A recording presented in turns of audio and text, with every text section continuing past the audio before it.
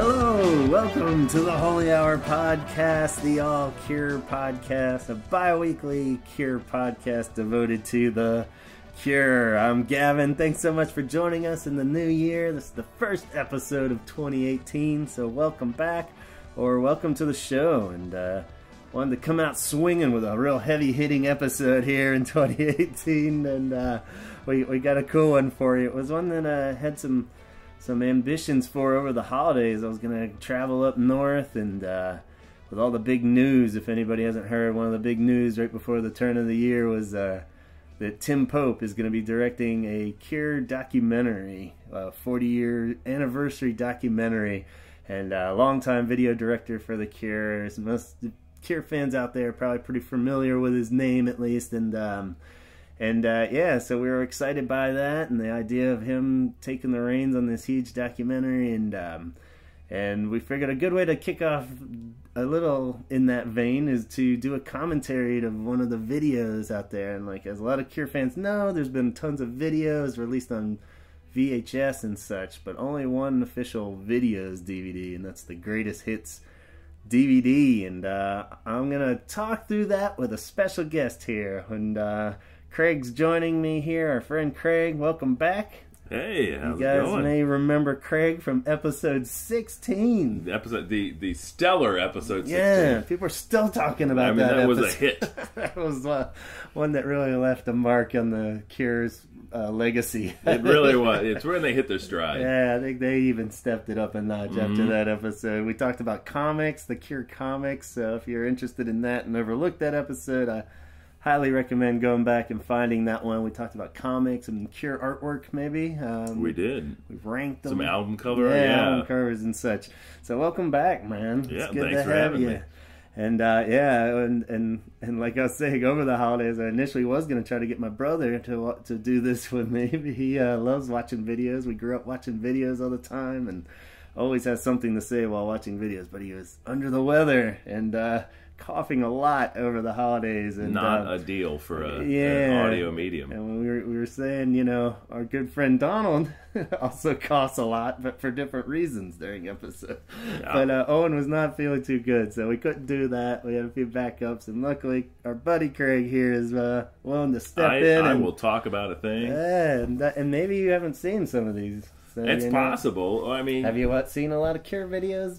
I was a mid teenager and watched MTV at the time, so it's a good chance I've seen a lot of. A little familiar, so like, oh yeah. Yeah, like it'll be a lot of flashback Alternative Nation in 120 Minutes. Did you ever watch those? Yeah, 120 Minutes. Yeah. All right, yeah. So you should see a lot of these, and yeah, so it'll be fun. We'll kind of just do like a commentary. We'll sync it up, and you can sync up your DVD if you want. A lot of Cure fans out there probably have enough of these videos burned in your head where you don't really have to follow along. We won't try to describe every video to you, but just some thoughts as we watch the videos together and think about this new project with Tim Pope. He directed most of these, since the Greatest Hits DVD is kind of the bulk of their hits, obviously, or what would be hit singles, you know? Yeah. And we'll kind of go into the pros and cons of that with their Cure videos. But if you don't mind, just a little Cure biz on the top of the episode here. There's a few things to address from the end of last year that I did want to shout out to anyone listening out there that's been following along. You may have remembered from a couple episodes back, our friends out in Poland, and they announced that they were putting out that multicam live show from Poland from the last tour, and you can find that at thecure.pl. And they had it broken up where you can download it, and all free, and download this high def taken from tons of fan footage of the show. Awesome. And they put it all together and put it over like a really good audio quality, and it's basically an awesome Cure concert for free. And they had downloading, and I know Mac, I had some issues with the downloads, but I think anybody more tech savvy could have totally been fine with it. And they had single songs for streaming, but just wanted to let everyone know out there, they officially have the whole show, which is like 3 hours now. So all up there for streaming on YouTube. So if you go to their website, you can track down the links for that, and we'll post one too on the Facebook page. But the full show is officially up now for streaming. If you don't want to download the whole thing and commit to a download, you can just stream it, and it's really awesome. Those guys did a really great job with it. Again, at thecure.pl, you'll find all the breadcrumbs there. And I did finally see the new version of It over the holidays. Did you? And yeah, it's pretty intense. I'm not a big horror movie dude, but it was pretty cool. I hear good things. I've not seen it yet. It's definitely worth checking out. Although when we were watching it with my brother-in-law, the cable cut out in the last like 10 minutes, which is like the big epic scene where they're gonna take that damn clown down. You know, the kids are like, they've had enough. War, but it was cool. And the scene where they use 6 different ways, I finally got to see that. It was like sucked into the weird alternate world, right. You know, spoilers or whatever, but the blood everywhere, and they have to clean it up, and it just kicks into this like weird, strange choice. Though it is a very well used Cure song, but a strange choice, and not that much like overly over the top. I thought like the whole movie was just going to be like plastered with 80s music, you know, so it makes sense because it takes place in the 80s, but there really wasn't really that much. It was like kind of a specific, like, I mean, that really is scene. sort of the most obvious and cliche way to just like do anything and say, oh, it's in the 80s. See, everybody's listening. That's what I thought. You know, the Romantics, constant, or you know, whatever. like stuff going on, you know, but wasn't over the top with the 80s references and stuff. Other than, you know, I was pretty drunk when I watched it. I don't believe that. When that happens, everything just seems like my childhood again. I was like, what? That looks totally normal. But yeah, it was great. So I definitely recommend anyone that doesn't. I think it's finally out now for rental and stuff. Oh, I did not know that. And all that. They all float down here. Yeah, it was cool. I definitely enjoyed it. He's creepy as hell. So mission accomplished there with the It movie. And also a huge shout out to our buddy Arusha. I finally got the first episode or first issue of a Cure zine that she's put out. It's Push, a Cure fanzine. And it's the old school, beautifully made zine that you would expect.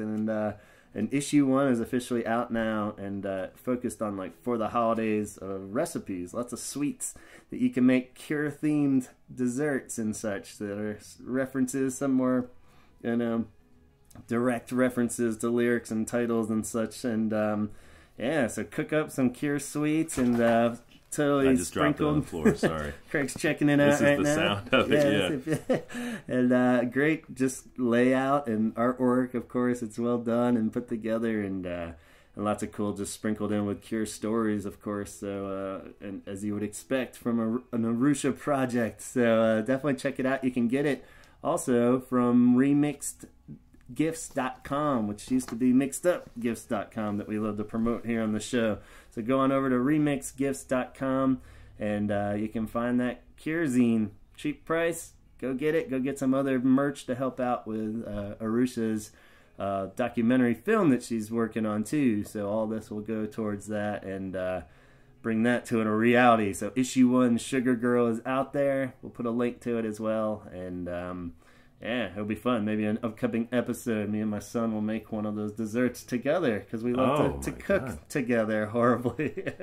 It's a comedy. There's a lot of choices. Just flipping through there's a few things that sound real good. I'm not much of a baker too. I'm pretty much not a cook at all, but I've been trying to cook more in the last year, and yeah, so we'll see. Maybe some of those or some of them seem a little easier than others, so maybe I'll try.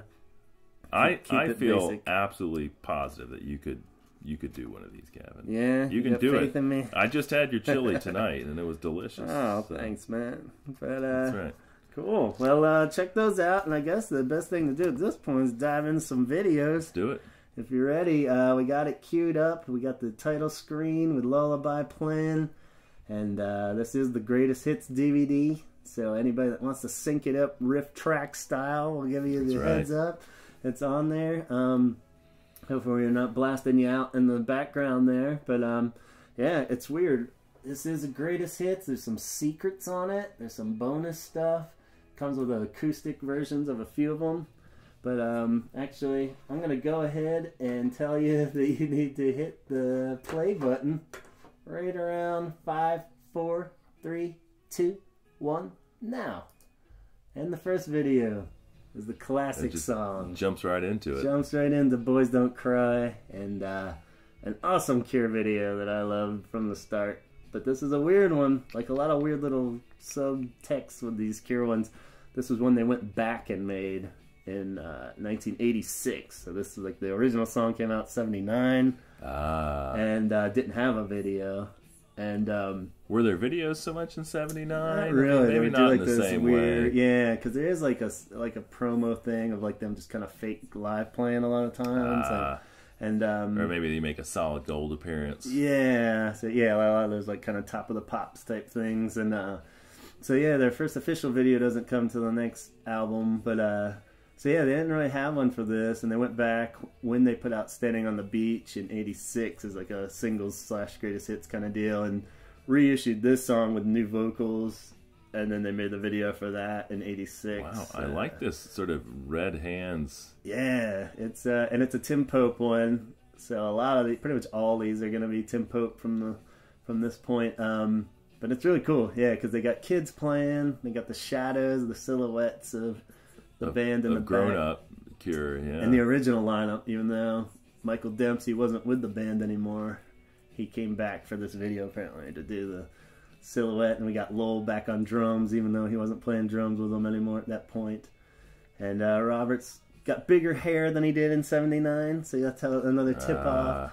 And that's the great silhouette background that has like the silhouette that everybody recognizes for the Cure.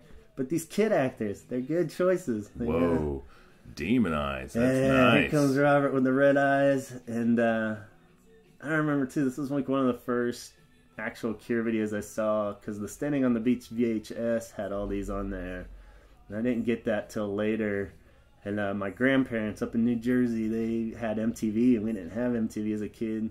I remember specifically like waiting up for like Alternative Nation or something. Oh yeah. And they played this, and it was the first time we saw it. And I remember me and my brother just freaking out. We're like, "Oh my god, we finally got to see a Cure video!" And it totally delivered. I mean, that is.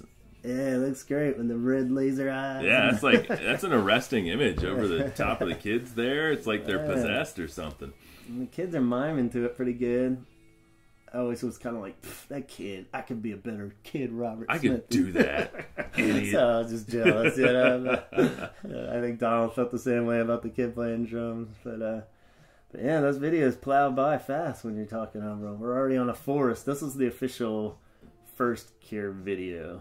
And you can see why they weren't too happy with a lot of their earlier videos. It's already kind of got that. The year that this video was 1980. Produced So this is 80. This is more real-time Cure when they put this out. And yeah, and they were just kind of blankly staring over some, we used to call it werewolf vision. Like in the 80s, anytime it'd be like a werewolf cut, like you'd see them look, like not so much this first wood shot, but like when you'd see like the kind of blown out contrast. Like walking around in the woods, but it's still kind of a cool video. It captures the song with the trees, of course, but like more the glowing, you know, green light and stuff. And I think this was mixed from a Top of the Pops performance, they said. Wow. So they took like footage of that, and they would always kind of fuck up their Top of the Pops performances on purpose because they're miming it, you know, and they hated that idea. So he's always just like blankly looking somewhere. Holy cow. A little baby face Robert there. So young. Holy cow. Pre-massive makeup, pre-super big hair. There's his awesome jazz master that we've talked about in Gear episodes with the third pickup. Low on drums. There's werewolf vision there. That's definite. So, yeah, that's like something out of the first Evil Dead right there. It's going to come to get you.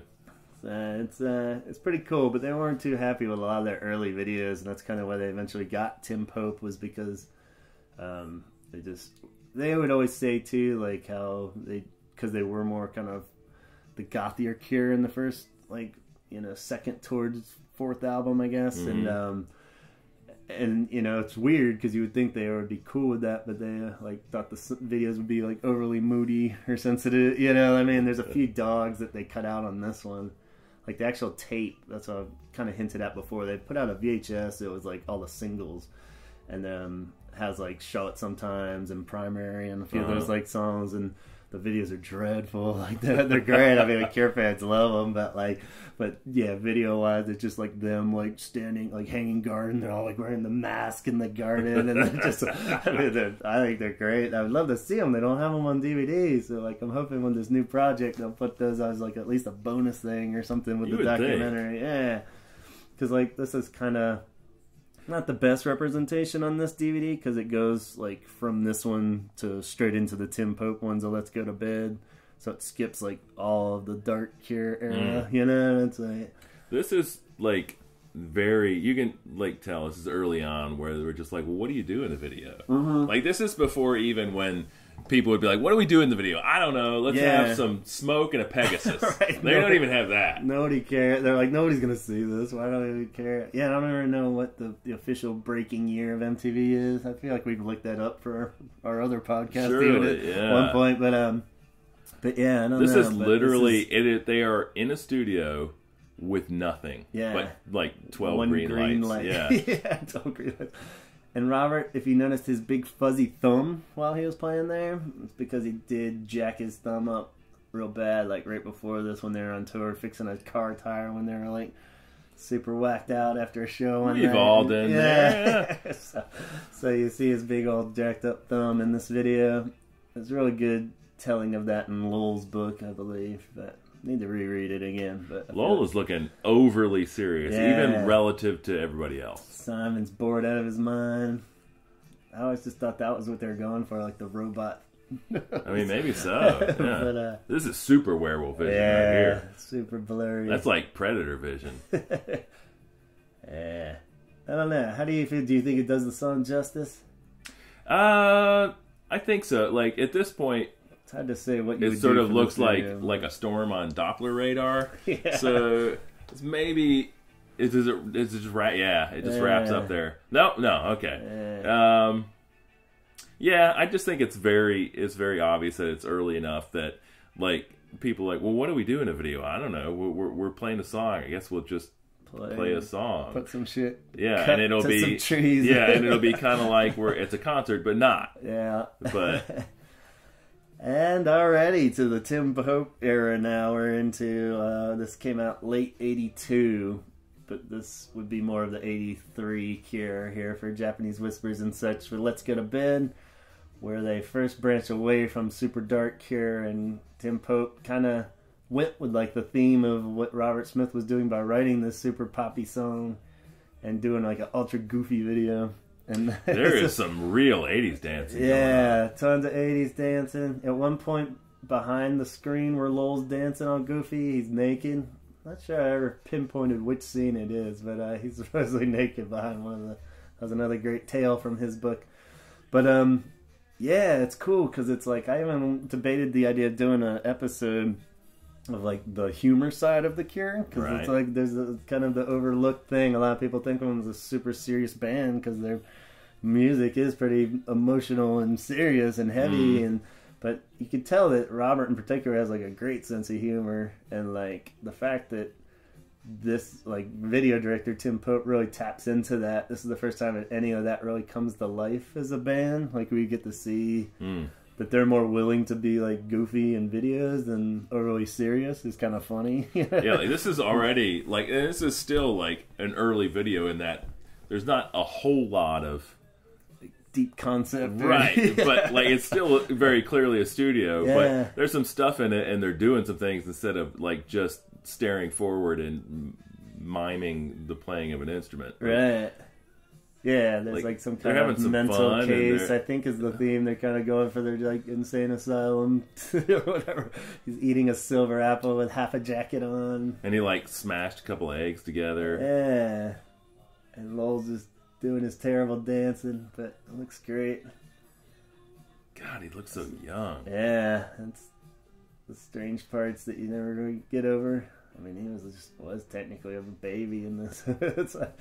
It's crazy. But yeah, so this is like the first Tim Pope one, and you can tell why they've latched on to him, because it definitely put a new angle to the band that hadn't been seen before. And I like this. This is very nice shot. Yeah, like spin him around with a blindfold and throw glitter. Creepy sparkle Christmas. It is shot very well, though. I mean, they're all just kind of, like you said, it's just nonsense, like, whatever, but it's all, like, funny in a weird way, and, like... Now we've got, like, this sort of weird 69 kind of opposite writhing. It's very nice. Stuck in something, and... Whoa! And this is... He is rocking like a sweet rat tail. This is like the most official 80s dance cure you'll get to, like, where they're just full on doing the Molly Ringwald 80s dance. Yes, they are.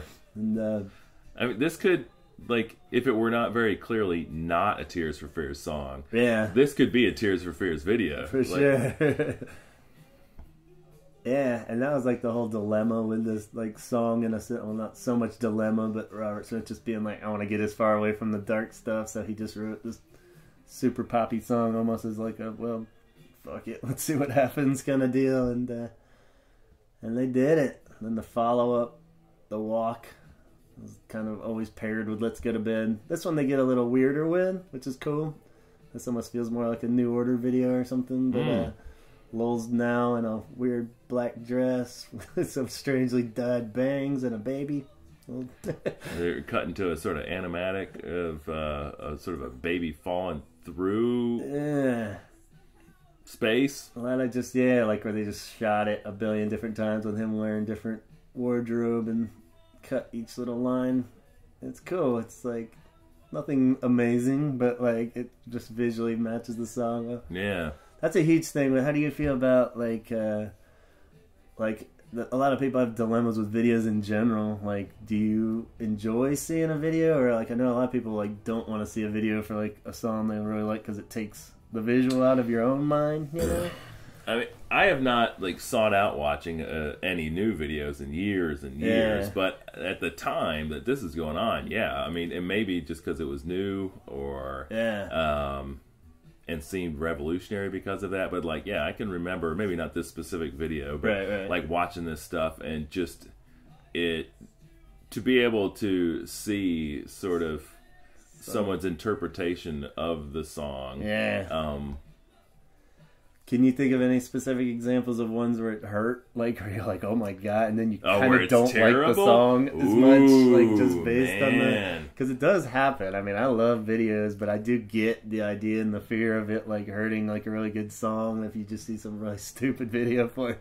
I mean, I definitely know examples of ones where it's made me like it a lot more, or at least just know... I mean, like, pretty much anything that Guns N' Roses ever did. Like, I hated looking at Axl Rose so much. Like, I remember the first time I saw him, I was just like, nope, hate this band. Like, I had heard a couple songs like, that could be cool. And then, nope. Because I never liked Guns N' Roses, and it was probably 90% because I only saw the videos. That stupid fucking microphone stand dance he does, it just drives me nuts. And just the idea they're so long and having to watch it too. And I always get like bothered on the video where they're channels. like trying to like really up the ante and make a movie out of. Who is this grandma in the background? I need to look that up. I don't know who she is. Is that just Robert Smith and grandma outfit? I don't think it's like any of his family member or anything, but maybe. I don't know. Yeah, I never looked up that. He looks sort of sexy there. Yeah. It's like sexy Robert. He's a good looking young man.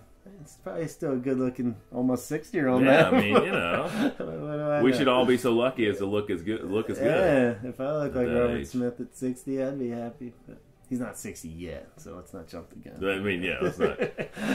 But he was a heartthrob. This is his peak. I really like sexual. I really like big giant baby face baby. That's really nice. Yeah. Oh, thanks. And it's. I don't know. I was always torn on that. Certain people I know like really don't like avoid videos, but I just love them. I just spent too much of my youth probably of like I'll watch videos forever, even like I hate, like you know? like I think there's something to be said. Like if the video's pretty good, even if the song is not something that of itself in and of itself you necessarily want to listen to, like it makes it something worth watching.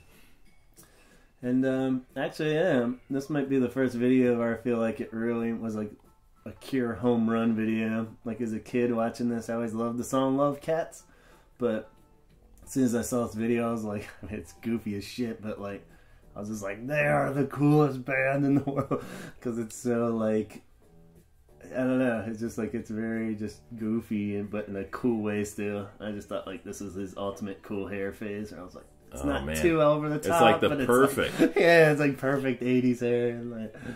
And yeah, apparently they just like found this apartment, like acting like they're interested in buying it, and turned it into like a video shoot. Filmed it there, and holy cow! And like cats everywhere. Apparently they had like tons of cats, but they just ran everywhere, and they weren't able to get like real footage of that many of them. So they just had a lot of stuffed animals around too. So, I mean, I'm sure these shoots are just like batshit crazy, because I'm sure they weren't the easiest dudes to deal with, and like, you know, some half-baked vision of a song, and they're just like... Some number of them were probably hammered. Yeah, yeah. And, oh, look at that cute little kitten. Cute little kid. You got kittens in Robert Smith. I mean, it's the most adorable It's the cutest thing ever, yeah. Polka dot shirts and kittens. Pretty much. But, yeah, I just thought this was, like, the first time where he really, like, captures it, but without being too over the top. I mean, there are cats everywhere, but at the same time, it's not, like... You know, it's always hard too with like a video. Do you take like the super literal, like what he's just saying? Yeah. You know, like even like the forest one we saw was like, we'll film the band and we'll film a... Let's see, it's called a forest. Forest doesn't sound good. That's right. It's like, I mean, even though this is just The Cure and cats pretty much, but you like you don't want to go like way too like high concept either, where people are like, what the fuck is this? Yeah. And like this is sort of camp and it's enjoyable, and like there's now a dude in a cat suit. Yeah, they got like full human cat suits. And apparently Lowell put that on at one point. So I think a little ways back, I think we started to see the pattern of Lowell always being thrown into the... like, you get to be the clown. Yeah, I guess the clown is like... And he must have been willing to just go with it, because it's like every video pretty much from here on. He's either like the crazy whatever in the last video, or the person getting painted and Let's Go to Bed. He's the one in the cat suit. And does he ever get to be a mime? He's got a mime face. Yeah, almost this one, I think. But never a full-on mime, I don't think. But still time. That's right. Not dead yet, by God. We can make this happen. But, yeah, apparently Lowell put on that costume and scared some Rastafarian out in the street real bad, apparently. But would have guessed it. The story that went along with this video shoot. But and apparently that was Tim Pope's red with black polka dot shirt, and Robert Smith stole it after this video. So, dang it, Robert. Well, I want my shirt back. So... But it's cool. I like the spinning camera. Yeah. Cutting to the negatives. Some good trickery here. It just shows that he's a good director and capable of more than just like a, you know, live footage with some cats. stock footage of cats at like a... I like that it's presumably deliberately, like he's just a little bit ahead of frame for the most of it. Like it's not nowadays it would be like perfectly shot and everything would be centered and it'd be just so. Oh man! And now the hair is. Now we're that's why it's kind of a shame, because this video mix doesn't really show all the in between stuff. Oh, get it? And then this is in between days where it's just like you could tell it's like a huge jump to this is like big time Cure now, you know, and it's just like. And this is like the huge classic Tim Pope video here where they got the guitar with the camera on the end of the guitar, the camera on the swing, and it's swinging around. But fairly basic like setup, you know? It's like kind of just a room and they're playing it. And then and it's weird because all the visual stuff that they associate with this is like the day glow faces that they don't even really use that much in this video, where they like overlay them with like face paint, these guys here. And but I mean, it's just a couple shots of that, and then some weird filters thrown in and stuff, but it's perfect because I think this is a great example of like not fucking up a great song by making a stupid video. You just kind of keep it sort of basic, but make it fun and kind of capture maybe the atmosphere. I don't know. It's like it's a good, like if you find a good middle ground, you can just make it cool. Or like this works, I think, because it's it is like this is in some ways no different than the first video on the DVD. Like they're in a room, sort of pretending to perform the song, and actually striking me as you say that, it never dawned on me with the shadows and everything. I bet this was filmed the exact same day. He's wearing like the same thing. He's got the same sized hair. It was the same time. The shadowy background. I bet this is the same. Like I feel like this is just saying like the first one shows like sort of no awareness that it's a visual medium that you're trying to entertain people with beyond just presenting the song. Yeah. You know, and this is, you know, you alter perspective just enough to make sort of that same setup and entertainment, and then you get like these little snippets where green face, that's where you're crazy. just like, whoa, yeah. And there's like no huge deep meaning with that either, you know. So it's just kind of like your alternate you or something. I don't know. You could read whatever you want into it. Yeah, like this sort of swinging camera. And even when it's relatively stable, like it's still very clearly not quite a normal shot. So your reality is just a little bit like that. Like it's just a little skewed. Yeah, the fluorescent socks kicking Robert in the ass there. Apparently that was a nod to him making fun of the director's fluorescent socks or something. What? And then so he just put it in there as a joke. So I think there's a lot of that with Tim Pope, and that's why they liked him, because he was like equally as cheeky, you know, and like would throw in like little like things that they kind of hated, but at the same time thought it was funny, because he would do weird shit with the videos like that, and just throw in a little montage of socks dancing on his head or something. They're just like, what? Like that's a good end. Oh, yeah. And then this is the other big time home run one for him, I think, is Close to Me.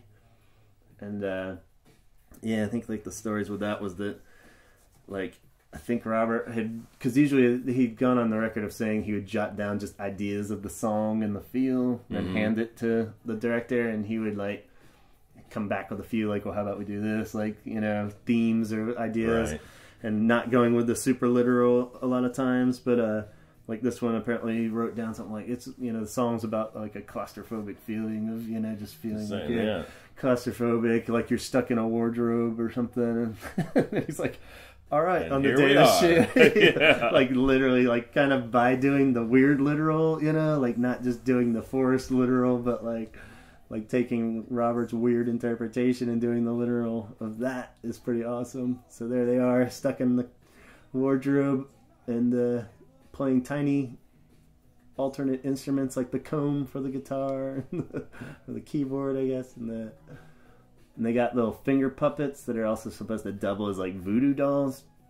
So once they start really jostling the voodoo dolls around, that's when the wardrobe goes over the cliff. What? So yeah, this is a cool one. And then it's just like, what the fuck, really? But it fits perfect. Like this is one that just like makes the song like totally take this whole new vision in your head every time you hear it after you see it. And luckily, it's for the better, I think. But I like this sort of the color of everything within the wardrobe. It is very sort of like hide and seek. Yeah. In the summer, you know, waiting to be found. Yeah. Yeah, it really captures that weird childlike cure, especially Robert Smith, where he's like kind of this forever weird boy Peter Pan kind of thing. Yeah. It's just like a weird childlike wonder to him for sure. You know, so there you go. There they go over the cliff. Oh boy. And it's a fun dancey song without any actual dancing in it, which is great, you know, because this would be the one that you could do like a very let's go to bed type video, or like a boring video director would have just had them in like a room doing the Molly Ringwald dance, you know, and it's like, but no, now the wardrobe's filling with water. They're doomed. It's no good. They apparently can't get out. They don't really seem that worried. They're still just clapping along. I feel like the important question is what happened to the finger puppets? I don't know. Somebody must have kept them. Yeah, that would be rad somehow. They should be in a museum. I'm going to be the Indiana Jones of cure artifacts. It belongs in a museum. You could be. It's like they go for like $50,000. It's like, ooh, never mind. I was thinking more like 20, 25 bucks. Yeah. I mean, I didn't mean that valuable. Man, I'm gonna kill some Nazis for it, but I'm not paying more than 40 bucks. Oh, they're going down. They're going down. And I don't think it's one of the yeah, it is one of the bonus videos, which we'll get into later. But they did a remix album. I'm not sure if you're aware of that one. No. In '90, where they just remixed a lot of their songs and put them out. And the single from that they remixed a lot and made it real cool was "Close to Me." And so they did like a part 2 video. and they start out underwater on that one. Oh, it's really cool. That's great. So, speaking of bad dancing, Yeah. now we jump into the Why Can't I Be You video, which might be able to be a video I could cite as like not as good as the song, but Holy it's so crap. ridiculous that The Cure is doing this that I love it still. You know, it's like got Lowell in blackface, which you can make your own comments or assumptions about. Especially like the first, like second shot. Too. Yeah. He just comes out blazing with that. It's like, whoa, all right. Different time, 1987. Yeah, We've come a long way. Robert's in a polar bear Yeah, suit. it kind of looks like a Yeti. Mm-hmm. Got his nose painted black on the bottom. He had a comment of saying he doesn't look like a polar bear. He looks like a gay Viking. I just can't fucking believe, but it's like it matches perfect because this song is so over the top pop for The Cure. Like even by that point, this was kind of probably surprising to a lot of fans, but like because it's just so peppy and like horns and like oh, you know, just like fun Cure for sure. And but the fact that like he was able to convince them to do this, it's like it's great. Or I mean, he probably didn't even have to convince them too much, but they're just like that willing to be like insane. Whatever. So, oh my god! But it's still kind of it's very Cure. Like even when they do like a song like this or Friday I'm in Love, and it is like overly poppy for The Cure, but it's still so fucking weird. You know, and it's not like a fucking even a Tears for Fears video or something like you're saying where it's like, you know, a pop band and like this still is just weird. You know, it's like them doing like what they think was gonna be like a top 5 pop hit probably, but it's like nah, this is still probably too weird for a lot of people. Yeah, there's the opening mouth sort of giant puppet thing, but it's sideways and oh my god, it's just bizarre. It's all choreographed dancing, putting very well choreographed, by the way. Yeah. We got Lowell in a bee suit, so this was probably the whole reason for this video, was just to see how many ridiculous costumes I could put Lowell into. And, yeah, quick side story. I don't know if I told this on the podcast or not in the past, but I got roped into some drama thing where we were doing children's sketches, and we all would do like 4 quick sketches, and we did one where I was a bear. And like the only way I agreed to do it for like kids, you know, we did it for like an elementary school, and I dressed up like a bear for the we doing like the 3 bears and Goldilocks or whatever, and I was like, I want to paint my nose like Robert Smith and be like a bear, and I had like some fuzzy sweater and my nose painted like Robert Smith.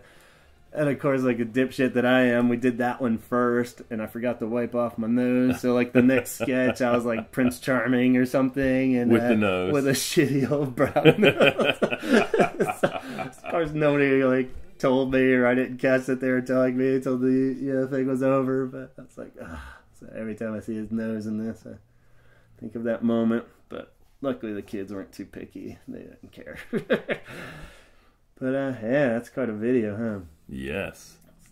It's good they pull it back in for Just Like Heaven's next video. You gotta just go full real Cure for that. If they had them dancing around like a bunch of dipshits for this song, that would be bad news. But this is another example of like In Between Days where he found like a perfect avenue, I think, of like just capturing a cool mood and adding to it, you know, and not doing something over the top, but just making it as visually cool as the song is cool, because this is like the classic Cure song, you know, you can't fuck this up, you know. Right. Been tragic if they made a terrible video for this, but probably one of my favorite Cure videos. They got the stretch kind of thing going on a studio lot, but it looks very epic, all in black, as the Cure should be. Yes. This is like classic Cure and visual of Cure, pretty much. It's hard to not just sit and watch the videos. Yeah. Which I think must be a testament to how good they are. This one in particular, I just go, I don't know why. It's just so visually cool. It just matches the song so well. Just kind of staring at their feet. They're not even doing anything. Gary Oldman's hair in that Bad Dracula movie, is when he's old Dracula. I think it's based on Robert Smith's hair. It could be. This video. Yeah, they got him dancing on the cliff for the stock footage there. That was always one part that I always loved. Dave Kendall from 120 Minutes. It was like years later, like on the Wish tour, and they're like when talking about Robert Smith as vertigo a lot when he's up high. And he's like you, that feeling when you're on the cliff in the Just Like Heaven video. And he just gives him like the best look. He's like, it wasn't really a just barely, not even politely, calling him out, but at the same time, it was just kind of like sitting full on calm a dipshit, but just kind of gave him the best lick. And this is a big sweet Cure moment where that's his wife Mary in the video. So they just got married around this time, I think. So that's cool. The only visual we get of her in a Cure video. And they switched to white shirts just for this section. Well, I think it's appropriate. And then, like in most Cure songs, it goes horribly wrong.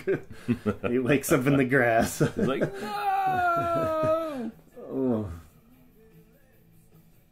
We've all been there, right? When you wake up, is this you on that hill? That story on the side of a hill, surrounded by Runts candies with tussin all over my neck. Up some hill, looking over a cliff. Going, I'm like, ah! What happened?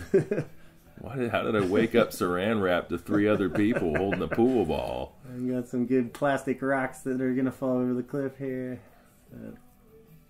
There they go. But yeah, I love that one. The wind through the hair is nice there at the end. You got a big Cure hair with lots of wind. And then lots of great ones in between that get cut out here. But here we are with Lullaby, the complete opposite of no wind's going through his hair here. No. Flat Robert. He's just tucked right in there. I'm sure it's on one of those like behind the scenes, maybe the picture show one where like all the VHS ones are great too because they have little behind the scenes in between each episode. Oh, really? Yeah, and a lot of them are like on the set or just little quick snippets of him talking or home footage kind of thing. And so I mean, everybody loved those so much. I wish they just put them out on like DVD, let alone Blu-ray or why not? I mean, they must know that they can sell them for something. Yeah, I don't know. Like I think they just didn't like a lot of those earlier ones, but at the same time, it's like I don't know. But he was going through a list for this one, like he did with Tim Pope, where he's like all the ideas of the concept of the video. And he's like, how about this, and I'm in a bed. And he's like, yes, in a bed. Got it. We can do that. Bed for like a whole day while they film this video. But he's doing other stuff too. But this is probably like their most epic video as far as production, even though it's still technically pretty cheesy. But like, there's a lot of theatrics going on. I was going to say, it's very theatrical, yeah. This is pretty rare for them because at this point they pretty much had just been a band in some form or other, not really playing characters too much. So that's pretty cool. Robert's laying in bed.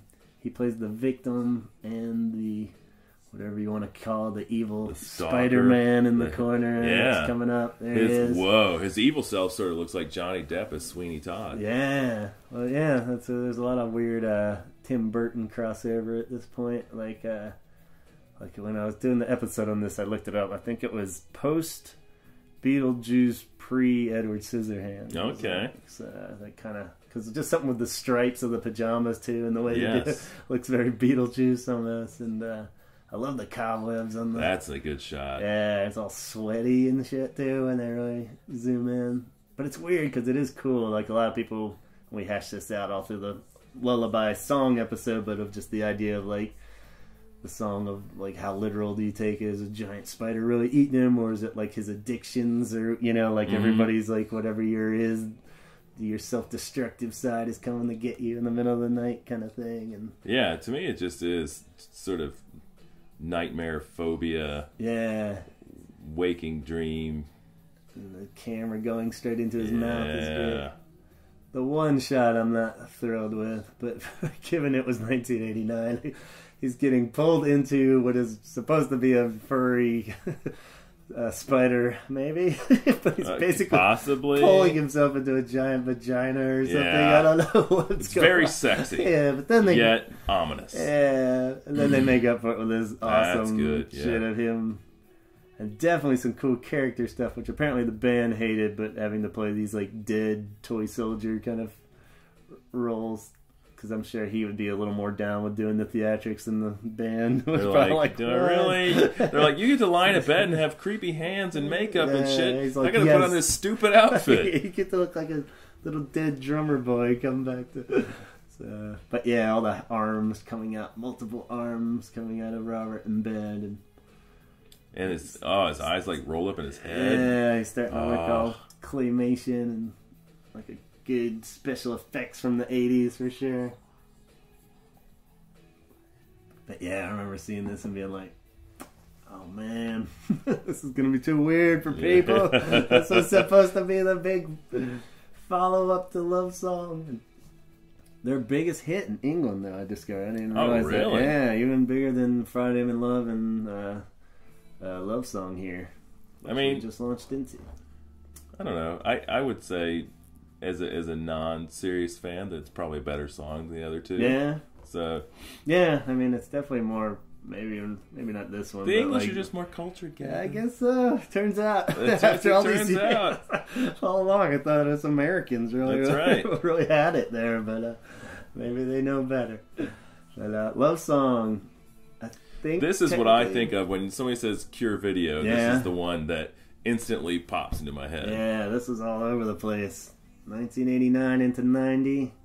Any video channel, even Friday night videos. That was a breakthrough moment for me. You're like, I sat through so many crappy episodes of Friday night videos. 30 minutes of shit 80s songs videos. No one ever wanted to hear. I recorded Michael Jackson and Madonna videos just because I was like, well, this is the best I'm getting. Might as well see Madonna roll around on a bed for a while. And then finally, The Cure climbed up the charts. I remember, I still got the VHS somewhere. That wacky dude, Robert Smith.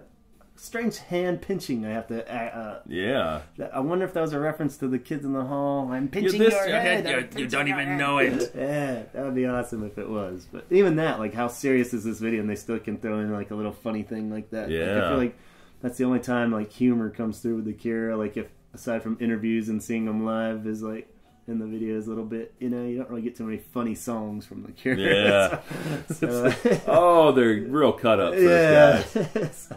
And I'll take it. That's a good way to do it. But yeah, this video is everywhere. And I remember he did introduce it on like, and here's that wacky cosmic dude, Robert Smith, with That's how I song. Describe him. Yeah. So, Poral's hat choice was always a little questionable here in this video. But like, this to me is what is sort of glued in my brain as the, you know, like, Ben Folds sings about being dressed up like The Cure, or, you know, when people are like, The Cure is weird. Like, this is what I think everybody thinks they always were. Yeah, him just staring, not even like totally miserable, but just kind of vacantly staring at his hand for a few minutes. It is a bad hat. Yeah. What was up with that? But it's a good use of a video, again, that's just kind of a set, but not just dumb, like them just in a white room or something, you know what I mean? Yeah. It's like, it's cool. It doesn't really add anything, but it doesn't take anything away. Right. At the same time. It's still sort of static, but you don't really feel that way, I think, because it's sort of like 1951 Journey to the Center of the Earth, James Mason underground cave scene. Right. Good lighting and shit, though, and you just really, like you said, just kind of get the true essence of, especially Disintegration era of Robert Smith. Like, the whole video concept was just Robert gradually lying down. Like, he's just like, look, we all know I'm going to get tired halfway through. He's just basically slowly falling asleep to the whole video, which is great. I love it. And then it gets weird, which is a shame, and that blew my mind when I started like focusing on the vinyl release came out in the last year of this Greatest Hits album, and like apparently maybe in the UK it did have Pictures of You on it, but I was just like blown away that Pictures of You wasn't even on their Greatest Hits. Like, what the fuck? It's one of the bonus videos again on this, but cool video. But just like doesn't have Fascination Street, doesn't have Pictures of You on it. It's like, what? Those are like huge Cure songs. How can you not have that? But we're getting never enough. We're getting into But 90s. they would say, care. look, it's not called our hugest hits, Gavin. Hugest mega hits. Whatever. So Tim Pope, I think the director is the little carny guy here. They're in the freak show for Never Enough, and he's got his eye patch on and being a total freak. So we get some more characters here again. The rare. Nice. So maybe coming off of Lullaby, they're like, let's do more characters. So now they're in the freak show. I remember flipping out for this because it was like first new single from Post Disintegration. This was on the remix album, but it was like the one new song on there. And yeah, this was a big deal too because in a couple of shots he's wearing like black lipstick. I'm like, oh shit, is that the new look, man? I was like, oh. I was down with it, man. I was kind of like, yeah, I hope he keeps that going. Didn't really extend much further past this video, but they're all in a tiny room. I don't know. A little framed, itty-bitty forced perspective weirdness. All these have been Tim Pope directed again, and I felt like this is another one where he just... he's great at just having like a good like idea, but not like... I don't know. I guess I keep saying that where he doesn't make it over the top, and this one's kind of over the top maybe, but like... I don't know. It's just like kind of a cool concept, but it just like it captures it well because they're just stuck in this tiny little room again, which I guess is kind of like close to me. Rehashed 2.0, but there's some good shots in this. Just the sweaty face. I like this sort of weird artificial perspective in the room, and then you get the shot from below, and then he kneels down and it's weird because it's them, but it's not really. It doesn't seem like actual Cure, but they're kind of like still kind of just being a band. But like they all look like way too short to actually be themselves somehow. It's that tiny room trickery. First video with Perry. He's the ex-roadie that joins the band around this time. So he's the extra guitarist because it's the 90s now. You gotta have 3 guitars. Got to, man. Yeah, everyone loves Perry. He had a good... there he is, falling in the hole. But yeah, he's cool. Everyone's just rocking it.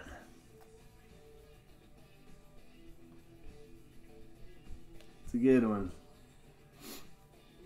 And this really sets up Wish too, so it kind of connects the small gap, which seemed huge at the time, between like their biggest album, Disintegration, and then Wish came out in '92, which was like their biggest.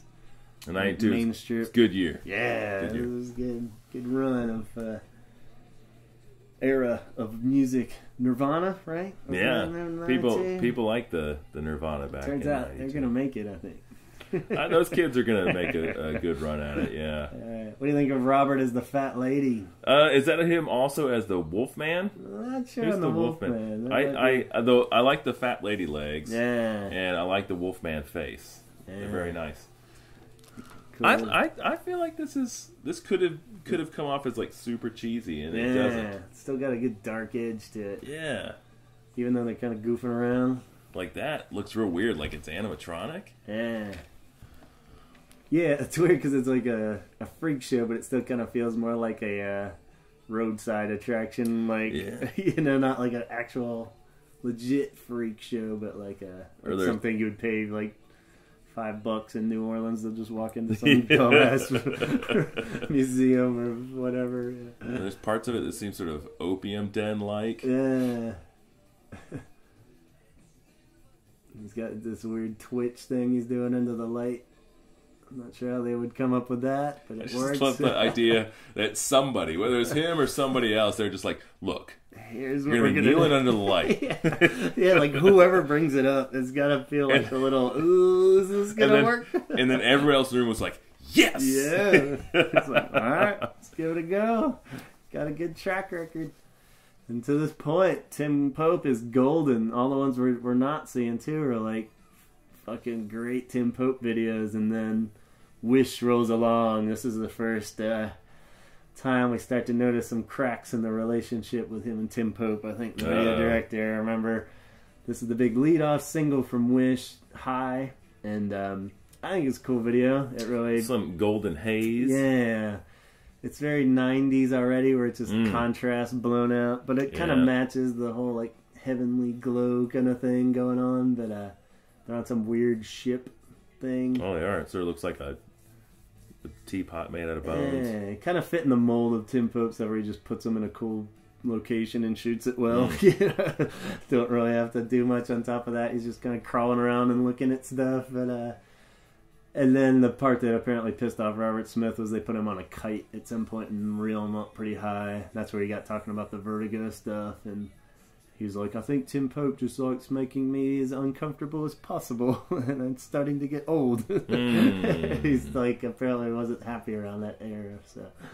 So, and he bites his hands and they stretch. So that was the extent of their. I think he had a big tongue earlier. We just he did have a weird tongue. Big tongue fell out, but who knows?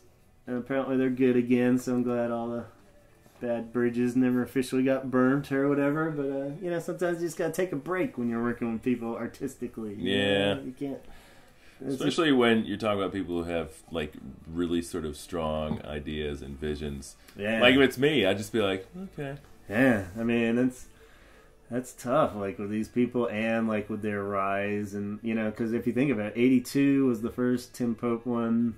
Let's Go to Bed. This is '92. That's like 10 years. That's a long time. And I think he made every video from then on. So like all these have been Tim Pope. I mean, like working, that's fucking crazy if you're able to work with somebody like that, like every song for 10 years. That's amazing. I will say, like this part where he's sort of strapped to the kite, Jesus-like, is probably the best imagery thus far in the video. Like it's not like just for the purpose of fucking around with somebody. It didn't seem too intentionally cruel or anything. So he's being a little hard on him, maybe. I think I always loved it as a kid because we got a good shot of his shoes, and I always wanted to figure out what shoes he was wearing. Shoes are those? I want those shoes, but still can't figure out exactly what they were. I'm sure are they knows. Nike pumps? Reebok pumps? They weren't like a big I don't think they were Reebok. I think at various times he had some Reeboks, but I don't know. Hopefully a fan out there can clear me up because I never got nerdy enough where since the dawn of the internet. I'm sure somebody's figured it out and locked it down, but and I'm assuming they changed at least slightly over the eras, but yeah. So this is their big mega album. We know what video's coming next. It's gonna be another hit. So it must be Friday I'm in Love. So anyway, apparently with the lore of Tim Pope-ness of how that didn't go over too well. So for this one, they're like, alright, we're going to make this like kind of whatever we want. So he's like, just have them shoot this song in this room with the setting again. 10 times, and they're just going to get plastered as they're playing. And then whatever they got. And it was up to him to piece it together, and he did a wonderful job, I think, with it, and really helped with the essence of the song, because I think it's really just has like that popness without making it stupid, and they just would drop things in each set. They would just be like new people coming in and out, and it was constantly different, and they would just feed them beers while they're doing this. So you can see why this would be a fun video for the band, you know? It's like just constant backdrop changes and characters running through.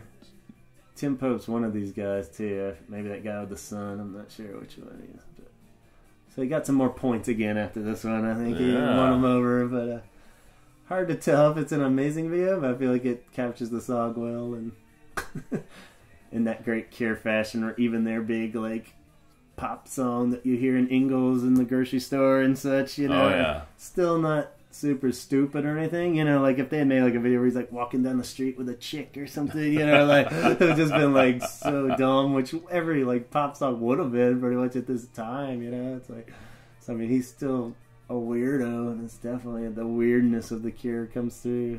So that's a good shot. I think, and I think a lot of that is credit to Tim Pope for just getting these cool angles and conveying his weirdness without it being a full-on like love song video where he's just like staring at the floor. Because they had an alternate video of this, and it was like a live video. I can't remember if Tim Pope did that one too, but it was just like boring as shit. It was just like live playing, you know. So it wouldn't. Sharon's like the funness. I like this sort of idea of just perform it multiple times. We'll just do different stuff and then cut it together. Yeah. Like give ourselves plenty of options. Yeah. Yeah, I'm sure there's like a billion alternate takes that are just like completely different shots that they use for each one, but that's cool. I think the chaotic way is the best way to go with this. Yeah, like this part really works with the sort of strobing and... Yeah, it's fun, man. Can't not have fun when you're listening to this song. People give it a hard time. We're going to do a full Friday I'm in Love episode soon. Oh, my God. Dissecting, because a lot of people are hard on it. I don't want to... With Donald. Probably not. Anything fun, Cure, I just leave him out of it.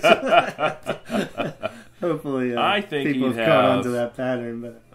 He'd have fantastic perspective. I do. A measured and reasoned argument. And this one holds a little more weight so I would like to get a second Donald opinion. I think we did we did Wish the whole album. But this is weird because it was like when we saw him live for the first time, was on this tour, and like this album came out, like it was the first one that Donald was a fan when it came out, if you don't count the remix album and stuff.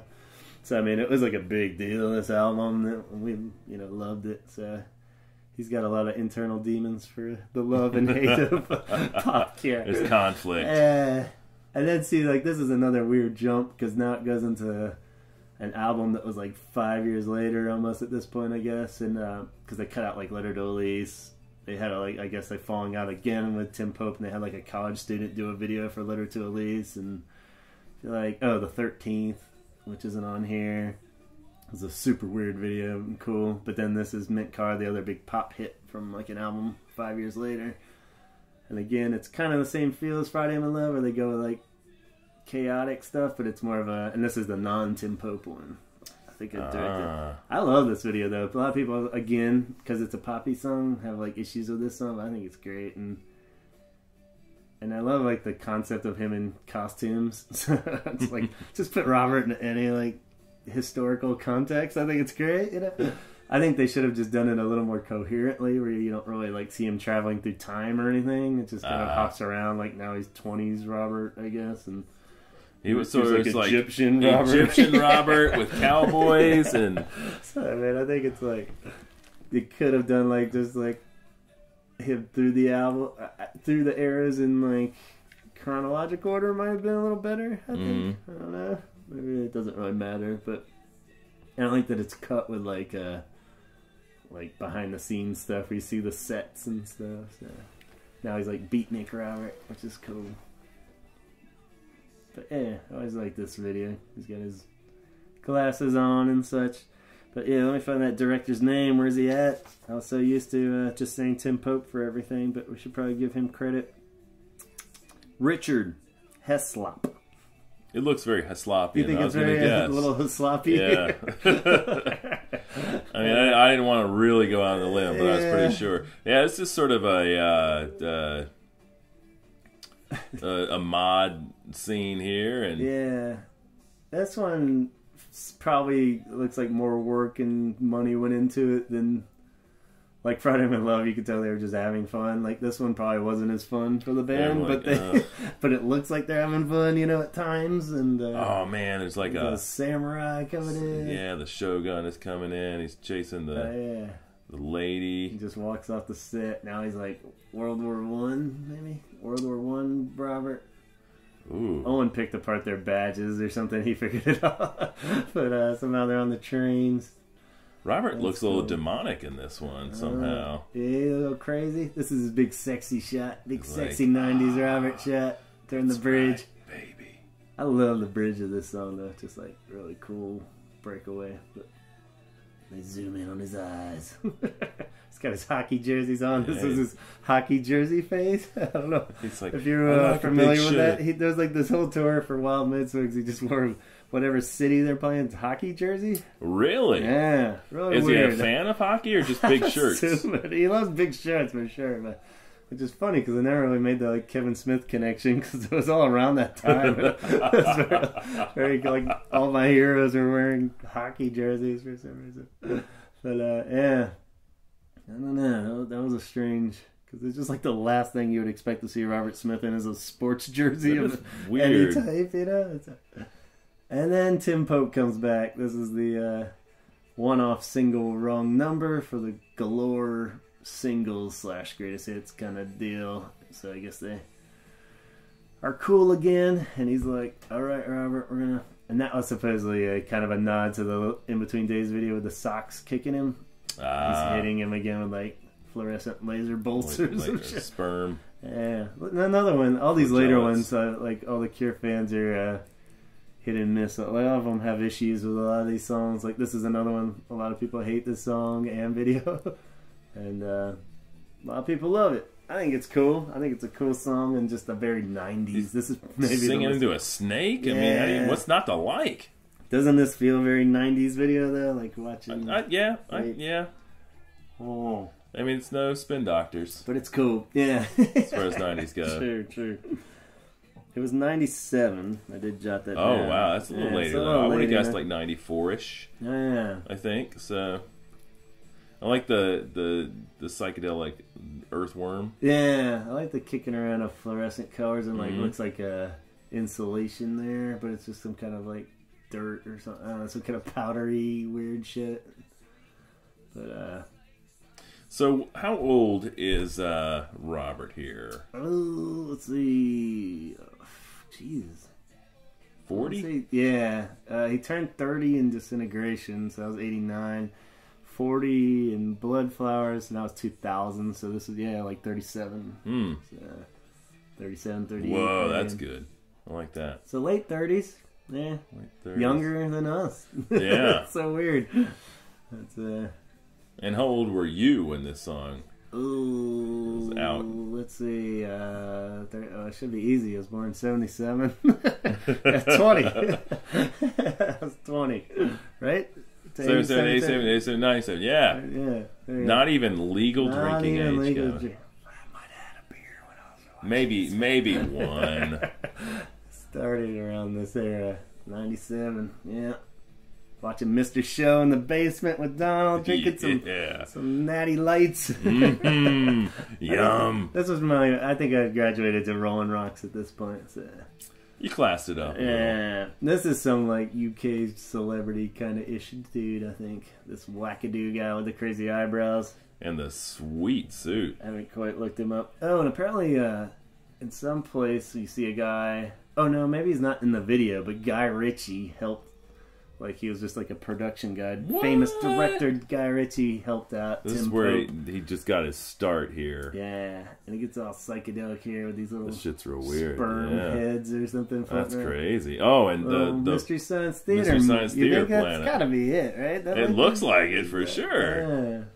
You always wonder how many little nods are intentional or just left over. Somebody was just like, just make a planet. I don't care. Yeah, I was like, I got this. Here's some Sculpey. Make a planet.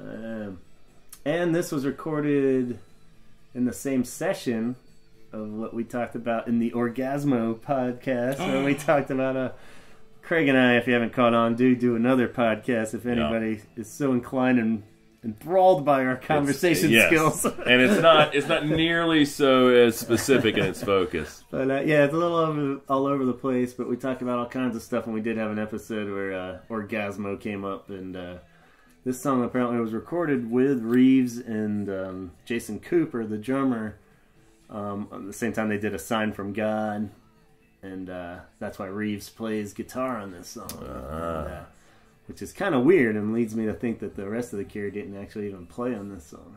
So it might be one of those deals. But you don't know. Never know.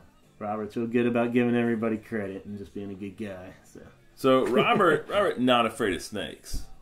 Doesn't seem that. What are his phobias? He's afraid of flying. Spiders, he said at one point around the Lullaby video. That was kind of, but that might have just been.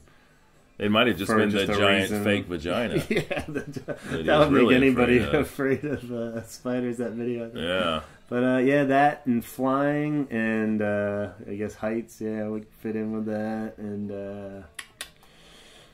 I don't know. I think that's the only ones I know. And even the flying one at various times, he's contradicted that, saying it was all just bullshit. He just wanted to take a boat and stuff. So, you never really know with Robert. He'll throw a lot of decoys out there just to mess with reporters and interviews, I think. So, but, sorry, wrong. He's probably afraid of dismemberment, but most people are. Yeah, I don't think anyone's notable pro dismemberment. Not really, no. So I was like, yeah, I'm cool with it. But yeah, I love all the dirt flying around. Yeah, that's some of my favorite parts. The sort of weird whitish dirt crazy flying around. Evangelist looking dude dancing Yeah. all weird in front of him. Yeah, I love this video. It's fucking cool. Tim Pope did go on to direct Crow 2, The City of Angels, if you saw it. I feel like I saw it at one point, but I've seen pieces. Yeah. Is that the one? I was about to go a deep dive on that. Kirsten Dunst might have been in it, like as a kid. Yeah. One of them has, damn it. The kid from Terminator 2 in it. It's Big Crow. But I don't think it's that one. Damn. Yeah, he hasn't really done many movies other than that. Apparently some movie called The Phone. But tons of commercials, tons of bands. And I just looked it up before this, so definitely anyone listening still out there, go to his IMDb or IM whatever the hell, or just Wikipedia Tim Pope and see the laundry list of how many brilliant videos. Like if it's accurate, like he did so many cool videos in the 80s, like the safety dance, Men Without Hats. Like that was a huge pivotal moment as a kid. If you could make that stupid dance they tried to create into anything.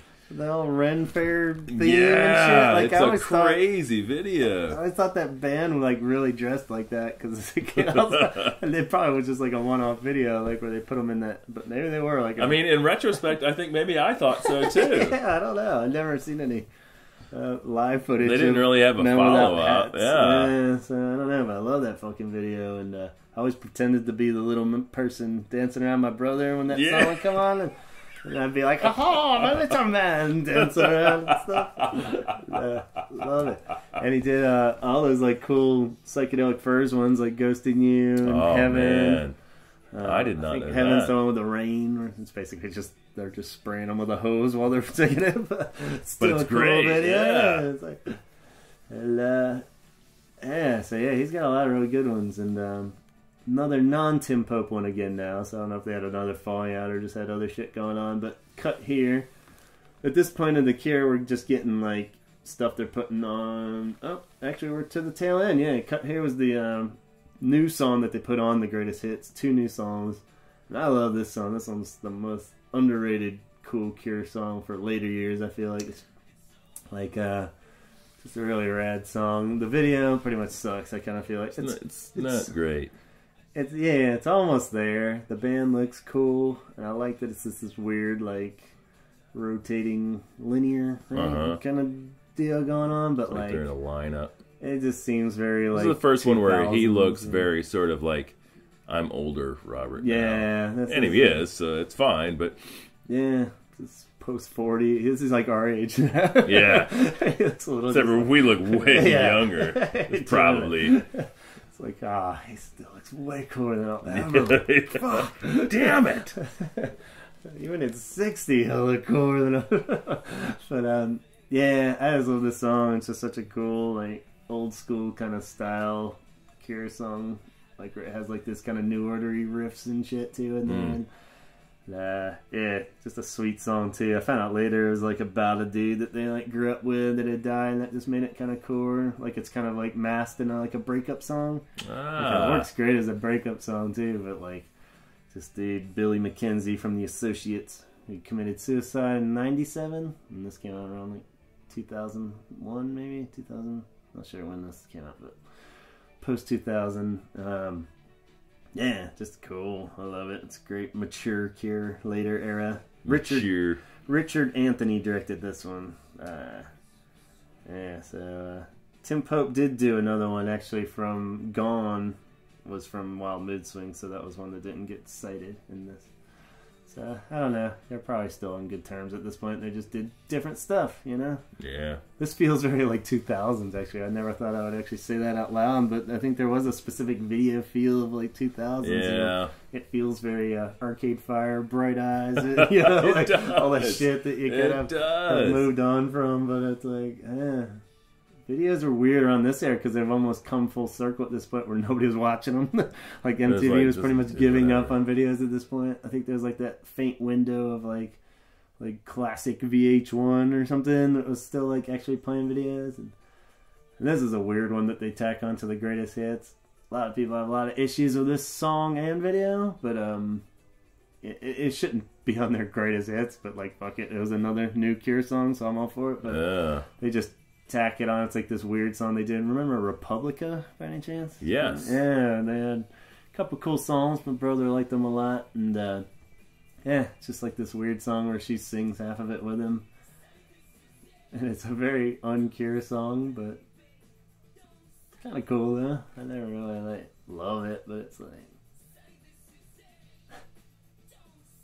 and this feels very 2000s too.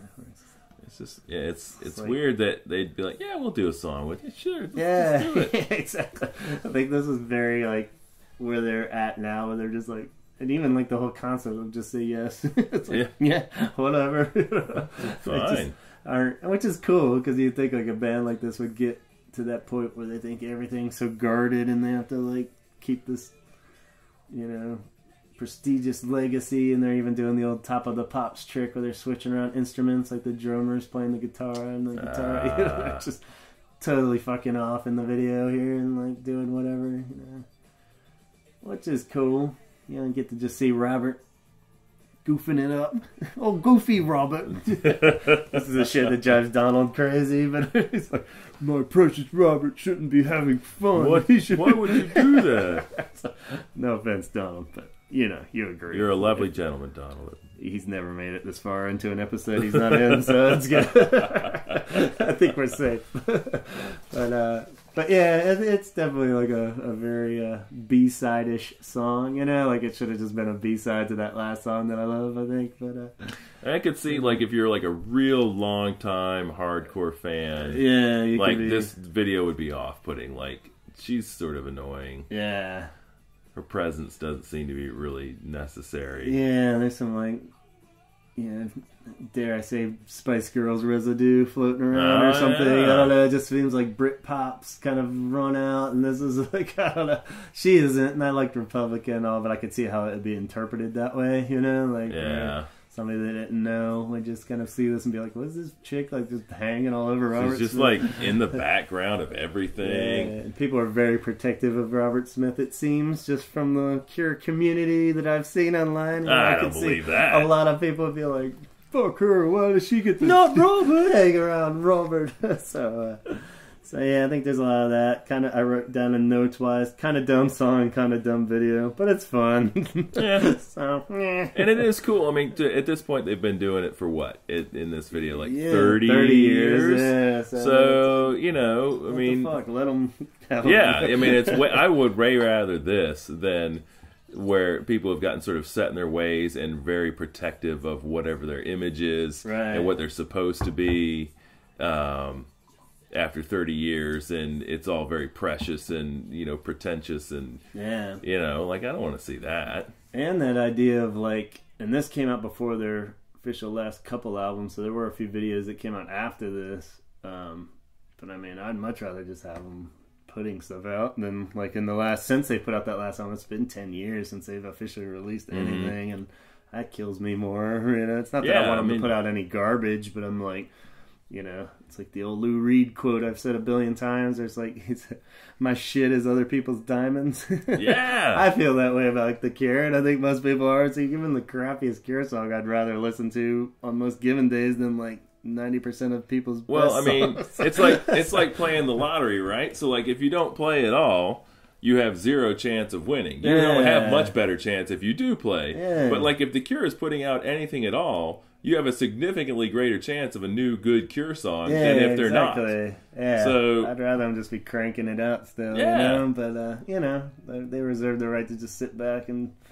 drop it when they feel like it, and I'm sure they have their reasons, and we'll just take what we can at this point. It's like it's probably lasted longer than anybody had a right to expect, including Robert him. Smith. You read old Robert Smith interviews, he's like, "We'll be dead by the time I'm 30. There'll be like, no way the Cure's going. Nope. We're not going to be some geezers up there on stage." I mean, there's like endless quotes where he's like, "We'll be dead by this age and done by this age, and there's no way." But and here they are, still waiting to die. Still waiting. This is going to be a big year for them.